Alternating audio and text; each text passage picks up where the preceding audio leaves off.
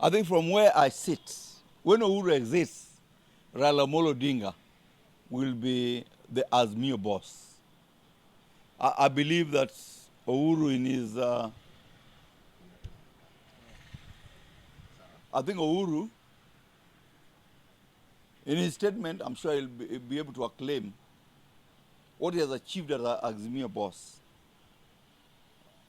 And I believe from his achievements and shortcomings, we'll be able to take over from him. I know that Raila is able, as an Azimio boss, to take Azimio to the next level.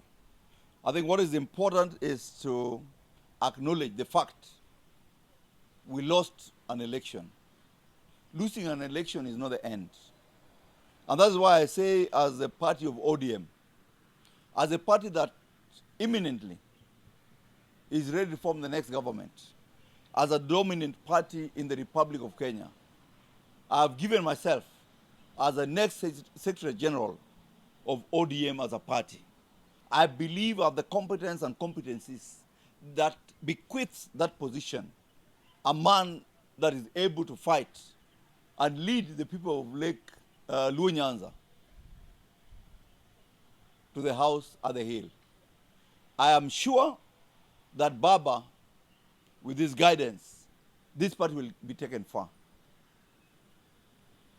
And then, is there a standoff on coalition support for 2027 presidential race? I think what is important is, for the first time in the history of Kenya, the people of central Kenya, they believe in what is called Goshoke Guoko, kurudisha mkono.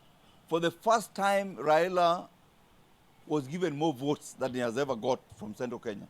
So I want to thank the people of central Kenya for having voted Baba in the last election. But I want to ask of them to think about the sacrifices as a community we have done for the people of central Kenya.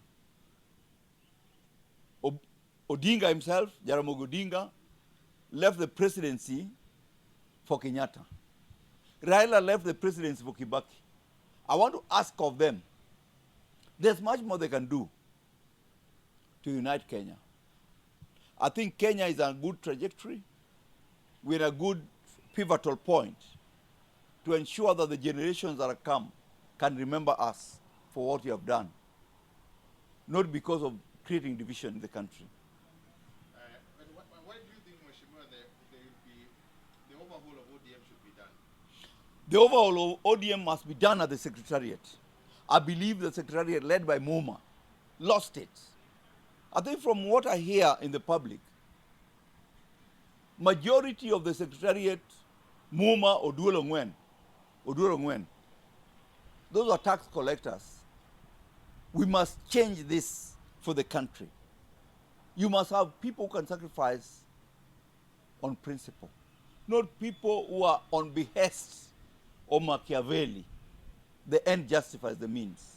I, as Elisha, give myself as the next Secretary General of ODM, the next Secretary General of ODM, to deliver ODM to the house in the hill. In 2027, if Kalonzo happen to contest, will people in Nyanza really rudisha Gushoke Mwoko? Let me say this. I want to thank the people of Eastern Province, the Kambas, for turning out 100%, more than even the Luos, to support Baba. I think because they believed in Baba, they believed in Azimio. Whether that translates into 27 supporting Kalonzo is something else. I know anybody vying for presidency in Kenya, you must have the gravitas, you must have the resources, you must be totally resourced to run a presidential election. If Kalonzo is a resource, I'm sure Baba will be ready to support him. If he's not resourced, there are better people in the Republic of Kenya. But this is what I have to say. Kalonzo belongs to another generation. It's a generation that is far below Ruto generation. This country, there's a generation gap. As long as leaders don't take cognizance of the variance that exists in terms of generation views will not marry generations. We must be cognizant that the thinking of the youth is different. I remember that Baba was jailed for many years. But Baba was jailed for a cause.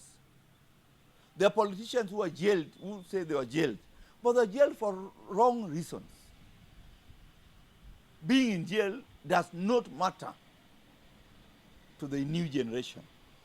What matters to the new generation? How do you create jobs? How do you attract investments? How do you attract innovation so that the country can get into the next hub of innovation? Anything you want to add? Let me say this.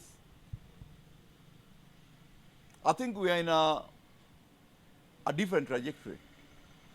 In the coming years, there will be new coalitions to be formed. I don't think Kenya Kwanza will survive. The ambitions that exist in Central Kenya, the ambitions that exist in Rift Valley, the ambitions that exist in Western Kenya will be so different. I, as Elisha, could be the next deputy president of the Republic of Kenya. Thank you.